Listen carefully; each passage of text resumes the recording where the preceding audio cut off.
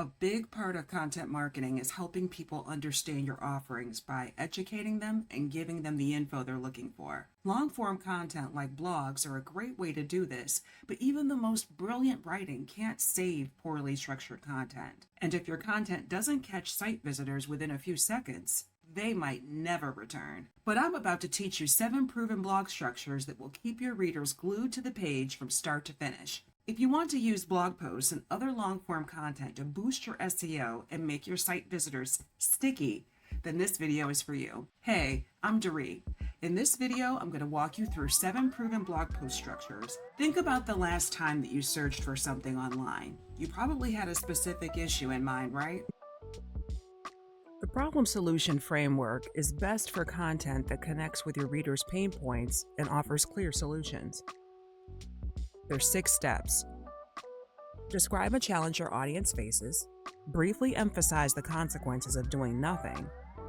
Present your solution by explaining what it is, then explain how it works, show proof that it works, and give a call to action or CTA. This framework works really well for practical topics because it mirrors how people naturally seek information. They have questions about a problem and they want it solved. Analytics show that when you have content addressing specific pain points, there's typically a longer average time on the page and lower bounce rates compared to general informational content.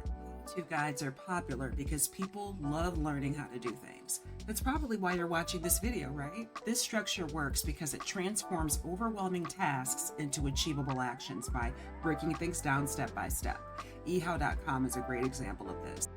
You start by introducing the goal, then you list necessary tools and materials, present step-by-step instructions, include visuals for each step, offer troubleshooting tips, and then end with encouragement and any logical next steps.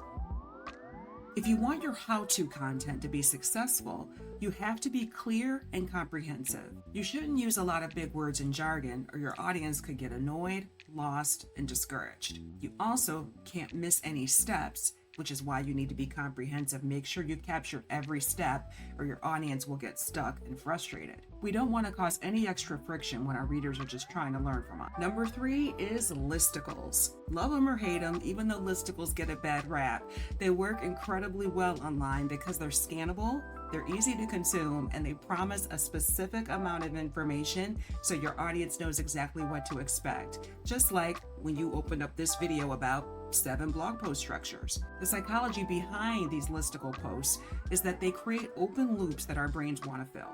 It creates a sense of curiosity or intrigue. So when you see a title like 7 ways to do something, you naturally want to know all 7, not just 5 or 6 of them. Listicles are a lot easier to write.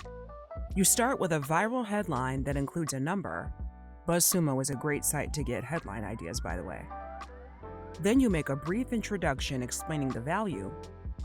Create a numbered list with clear subheadings, so each subheading would be a different number. And then you end with a brief conclusion. There's a little formula you can use to make listicle headlines, and there's also several articles all over the web about headline formulas. But here's a few examples just to give you an idea.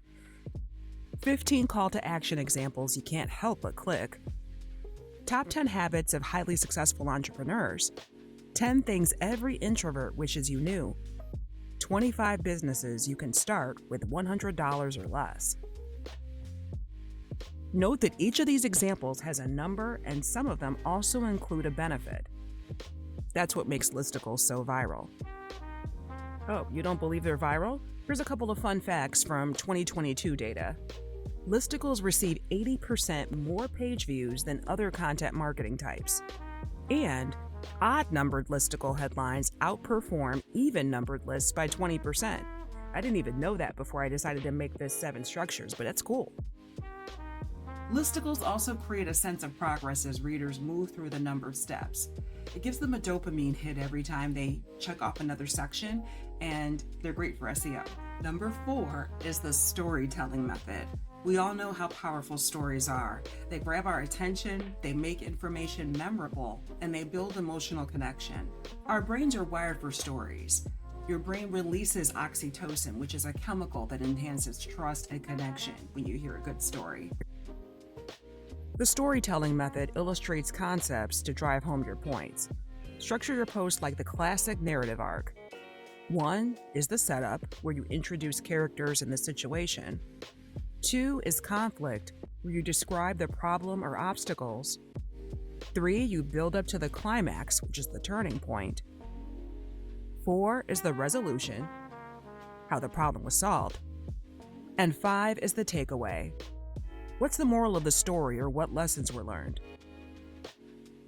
So try the storytelling method, because when readers connect emotionally with your content, they're more likely to remember it, share it, and take action because of it.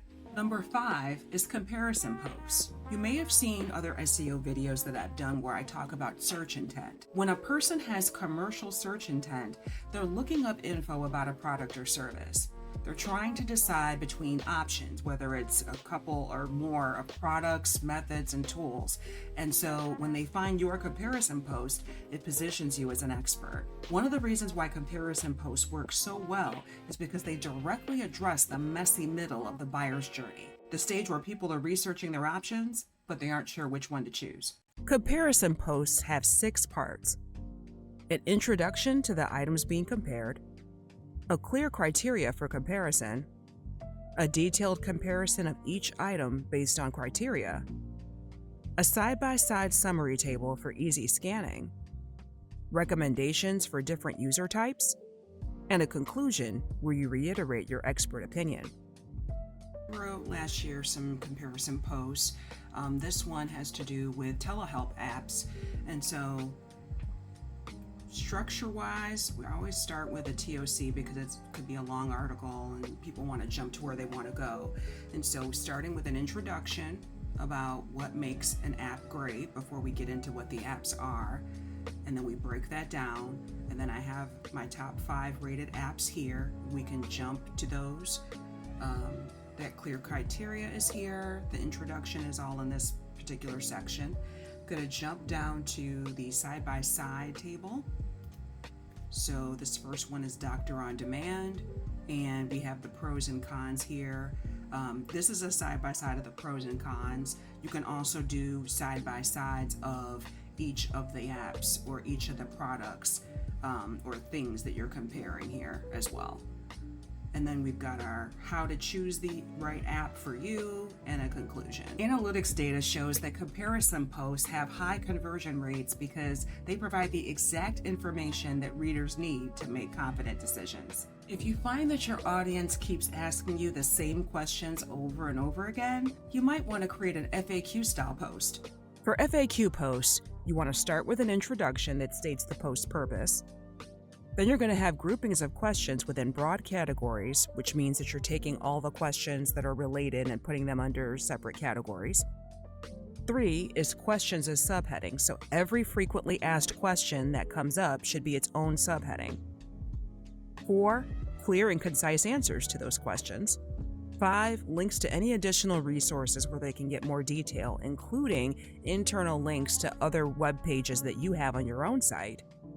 And then 6, a conclusion that encourages more engagement. Different FAQ pages to give you an idea of how these could be structured, and you could absolutely go crazy online and search for other ones. This one is formatted Shopify. It's formatted such that the FAQs are not hidden. You don't have to click anything to read it. So it's kind of like the blog article itself is just contained in a smaller fashion in one place. All of their items are, you can jump to each one separately, but it's all on the same page. You can keep scrolling. So they have a question, they answer it right there, then they link out to different pages. And it's that way all the way down the page. And I don't know what happens if you say that it didn't answer your question. I'm not sure if like a contact page opens up. That would kind of make sense if you need more help. Then another option that we have here, this is a really interesting FAQ page. I do like Slack. I like a lot of things about them.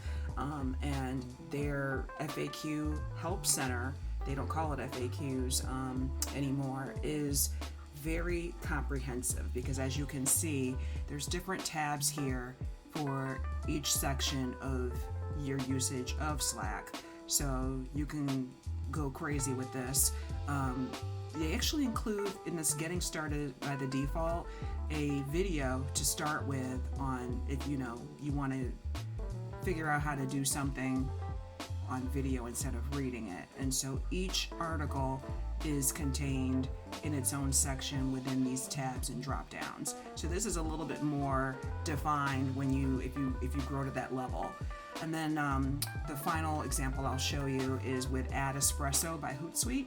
And here they have a list of the different questions for these different items, whether it's espresso or online ads. But in order to get to the actual information, you have to click into that page, and that's where your post would live.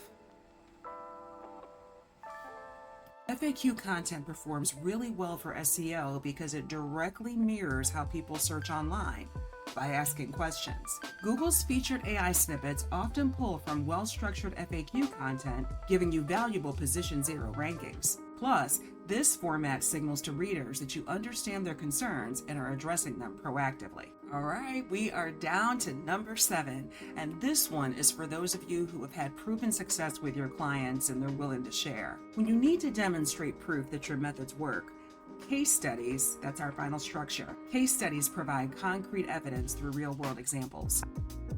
The case study format is the most detailed and has the most steps. First, you want to start with a headline that highlights the results. Then you want to make an introduction to your client and the situation that they were in before using your product or service. Next, a detailed explanation of the problem, the solution they implemented from your product or service, quantifiable data showing the results, visual proof like charts or screenshots, key takeaways, and finally, a call to action. Case studies are powerful trust builders because they show rather than tell. Research indicates that 78% of B2B buyers use case studies when they're researching solutions, and that makes them one of the most influential content types in the decision-making process. They work by leveraging social proof because we often look to others' actions and results before we decide whether or not to proceed. So there you have it, 7 blog post structures that are proven to keep your readers engaged from start to finish and hopefully get them to stick around and become your customer or client. Which one of these structures will you add to your content strategy? Let me know in the comments. Remember, structure provides the framework that makes your brilliant ideas accessible and compelling. The next time you sit down to write long-form content that will rank in search, choose one of these structures as your foundation and watch your engagement metrics improve. If you want to see how I'd create any of these structures, leave me a comment and tell me which one. And if you found this video helpful, please like, share, and subscribe for more content marketing and content creation tips. Thank you for watching, and I'll see you next time.